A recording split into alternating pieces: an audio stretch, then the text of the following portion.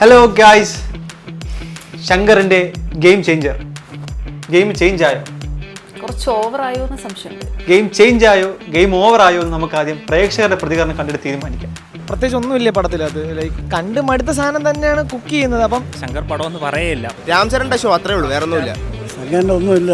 Indian ടൂവിനേക്കാളും better ആണ് cinema. One time ആയിട്ട് തിയേറ്ററിൽ പോയി സമയം ഉണ്ടെങ്കിൽ കാണാം. കട്ട് ചെയ്ത് ചിരിക്കട്ടെ. ഈ വർഷത്തെ അടുത്ത ട്രെൻഡിങ് വാക്കായിരിക്കും ഡോം. டேய் கூட்டமே என்ன டான்னு ஒத்துக்கிட்டாங்க. அவங்க எல்லாம் மனசு மாறுறதுக்குள்ள அண்ணனை அள்ளி தூக்கி அமர்க்கலப்படுத்துங்கடா.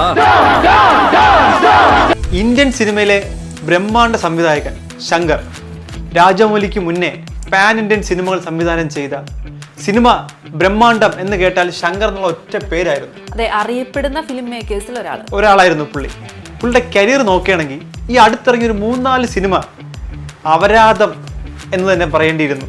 പുള്ളിക്കാരൻ്റെ അവസാന ഹിറ്റ് സിനിമ എന്ന് പറഞ്ഞാൽ അത് എന്തിനായിരുന്നു. അതുവരെ പുള്ളിയുടെ കൂടെ പുള്ളിയുടെ റൈറ്റർ ഉണ്ടായിരുന്നു. പുള്ളിക്കാരൻ മരണപ്പെട്ടു. അതിനുശേഷം വന്ന എല്ലാ സിനിമകളും പിന്നെ അങ്ങോട്ട് അപരാധമായിരുന്നു. പിന്നെ ഓടിയൊരു സിനിമ എന്ന് പറഞ്ഞാൽ നൻപനാണ്. അതൊരു ഹിന്ദി സിനിമയുടെ റീമേക്കാണ്. അതിനുശേഷം 2.0, പിന്നെ കഴിഞ്ഞ വർഷത്തെ ഏറ്റവും വലിയ മലം കൾട്ട് എന്ന് എല്ലാവരും പറഞ്ഞ ഇന്ത്യൻ 2 കൾട്ട് സിനിമയെ വെറും കൾട്ട് അപരാധമാക്കിയ ഇന്ത്യൻ 2. ഇതിനൊക്കെ ശേഷം ഈ വർഷം തുടങ്ങുന്നത് ഒരു ശങ്കർ ചിത്രമായിട്ടാണ്. പക്ഷെ ഒരു വ്യത്യാസമുണ്ട്. ഇത്തവണ തമിഴിലല്ല ശങ്കർ അണ്ണൻ പണിയെടുത്തേക്കുന്നത്, തെലുങ്കിലാണ്. അതും തമിഴ് സ്റ്റാർ അല്ല, ഗ്ലോബൽ സ്റ്റാർ രാംചരനെ വെച്ചിട്ടാണ്. അപ്പോൾ ഒരു തെലുങ്ക് സിനിമ കാണാമെന്ന പ്രതീക്ഷയിൽ തന്നെയാണ് നമ്മൾ കയറിയത്.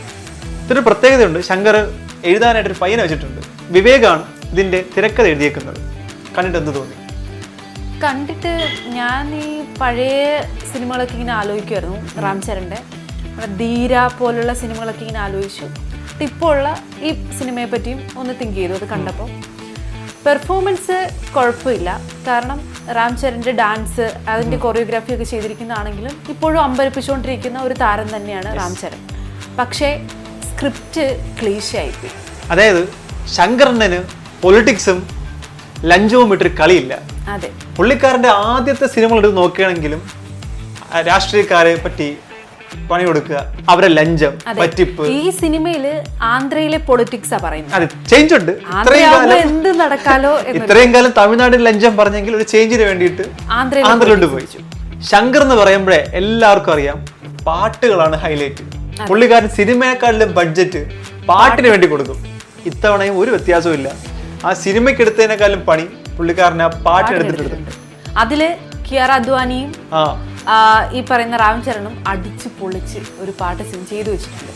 ഡിം, അതൊരു ഡോമാ. അതെ, അതെന്തായിരുന്നു അതിന്റെ ഒരു ഇതുണ്ടായിരുന്ന ഡയലോഗ്? ദേഷ്യം വരുമ്പോ എന്ത് പറഞ്ഞാൽ മതി എന്ന് പറഞ്ഞു. അതെ, നമുക്കും ദേഷ്യം വന്നു. ഞങ്ങൾ തിയേറ്ററിൽ നിന്ന് ഒരു ഡോം.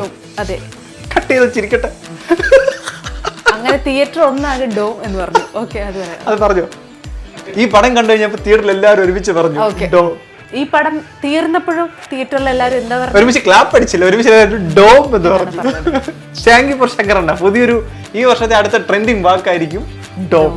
100% ആ വാക്കിനോട് നീതി പുലർത്തിയ ഒരു സിനിമയായിരുന്നു. ആ ഡോം പാട്ട് തന്നെ ഉണ്ട്.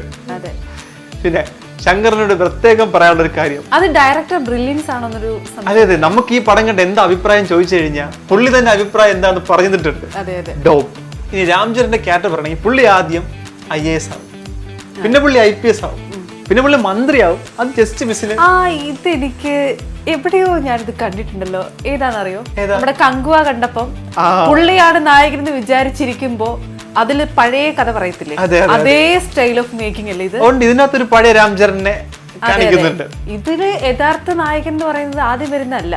അതെ, രണ്ടാമത് വരുന്നതാ. പക്ഷെ പുള്ളിക്കാരൻ മരിച്ചു പോയോണ്ട് നമ്മൾ പിന്നെ ആദ്യത്തെ രാംചരനിലോട്ട് വരും. അതെ, ഇതിൽ ഒരു കിടുന്ന ക്രിഞ്ച് കാര്യമുണ്ട്. അതായത് എല്ലാ നായകനും നായികയും തമ്മിൽ പ്രേമിക്കുന്ന രണ്ടുപേരും പലതരം പ്രശ്നം ഉണ്ടായിട്ടുണ്ട്. ഇതിൽ ഇവർ തമ്മിലുള്ള പ്രശ്നം എന്താണെന്നറിയാമോ? ഇവൻ IPS ആയതുകൊണ്ട് അവൾ അവനെ ബ്രേക്കപ്പ് ചെയ്തു. അവൻ IAS ആയതും തിരിച്ചെടുത്തു. എന്ത് നല്ല കാമുകയാ. നീ പഠിച്ചിട്ട് മര്യാദയ്ക്ക് IPS ആയിക്കോണം, IAS ആയി ഞാൻ അതിനെ ഉപേക്ഷിക്കൂ. ഇതെന്ത് നായികയാണിത്? പിന്നെ ഇതൊക്കെ ശങ്കർ പടത്തിൽ നിന്നും കണ്ട് സഹിക്കാൻ പറ്റുന്നില്ല. അതെ, ഒരു കണക്ഷൻ നമുക്ക് തോന്നില്ലെങ്കിലും ശങ്കർ അത് വലിയ കാര്യമായിട്ടാണ് അതിൽ അവതരിപ്പിച്ചിരിക്കുന്നത്. അതെ, രാജമൗലി ആയിരുന്നു ഓഡിയോ ലോഞ്ചിന് ഇതില് ഗസ്റ്റ് ആയിട്ട് വന്നത്. രാജമൗലി പറഞ്ഞ കാര്യം എൻ്റെ ഇൻസ്പിറേഷനാണ് ഈ സംവിധായകൻ. കാരണം രാജമൗലി അയാളുടെ നല്ല പ്രായങ്ങളിൽ കണ്ട് ഇൻസ്പയർ ആയത് ശങ്കറിൻ്റെ മൂവിയാണ്. എന്നിട്ട് ആ രാജമൗലി ഇപ്പോൾ ശങ്കറിൻ്റെ പടത്തിൽ ഗസ്റ്റായിട്ട് എത്തി. അപ്പോൾ ശങ്കറിൻ്റെ വളർച്ചയും തളർച്ചയും നമുക്ക് ഈ ഒറ്റ കാര്യത്തിൽ നിന്ന് മനസ്സിലാവും. ഇന്നിൻ്റെ ആരാ ബ്രഹ്മാണ്ഡ സംവിധായകൻ എന്ന് ചോദിച്ചാൽ ഒരു കാലം ശങ്കറിന് പറഞ്ഞുവെങ്കിൽ ഇന്ന് ആ പേര് രാജമൗലിക്കാണ്. ആ രാജമൗലി ഇന്ന് ശങ്കറിൻ്റെ പടത്തിൻ്റെ ഓഡിയോ ലോഞ്ചിന് ഗസ്റ്റായിട്ട് ചീഫ് ഗസ്റ്റായിട്ട് വന്നേക്കുക. വാട്ട് എൻ ഐറണി, അല്ലാതെ എന്തായാലും പറയാം. ഇനി നിങ്ങൾക്ക് ഒരു തെലുങ്ക് പടം കാണണം എന്ന് തോന്നുകയാണെങ്കിൽ തിയേറ്ററിന് ധൈര്യമായിട്ട് ടിക്കറ്റ് എടുക്കാം. അടി ഇടി മസാല ഫൈറ്റ് ആവശ്യമില്ലാത്ത പാട്ടെല്ലാം ഉണ്ട്. പിന്നെ അതിലെ ഒരു സൈഡ് തിരിഞ്ഞ ക്യാരക്ടർ ഉണ്ടായിരുന്നല്ലോ. അതെ, ഒരു കോമഡിയാണ് ഒരു ഉദ്ദേശിച്ചത്. പക്ഷെ അതിലേറ്റവും രസം കോമഡിക്കാരൻ സൈഡ് തിരിഞ്ഞിട്ടാ പുള്ളിക്കാരന്റെ അമ്മയും സൈഡ് തിരിഞ്ഞിട്ടാ. ഇവർ രണ്ടുപേരും ക്രോസ് ചെയ്ത് പോകുന്ന ഒരു സീനുണ്ട്, ഒരു ഷോട്ട് ഉണ്ടായിരുന്നു. സൈഡ് തിരിഞ്ഞിട്ട് അതിലെന്താണ് ശങ്കർ അങ്ങനെ ഒരു ഇത് ചെയ്തത്? പുതിയ എഴുത്തുകാരന്റെ ക്രിയേറ്റിവിറ്റി ആയിരിക്കും. അതെന്ത് രോഗം? അത് സൈഡ് രോഗമായിരിക്കും. ഈ പടത്തിൽ പുതിയ ഒരുപാട് കാര്യങ്ങൾ നമ്മളെ പഠിപ്പിക്കുന്നുണ്ട്, പുതിയ കാര്യങ്ങൾ. സൈഡ് രോഗം ചെറിയൊരു.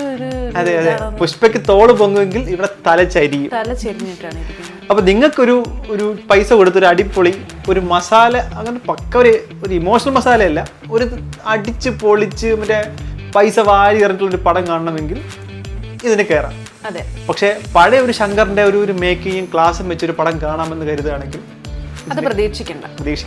ഇനി കണ്ടിട്ട് നിങ്ങൾ തീരുമാനിക്കും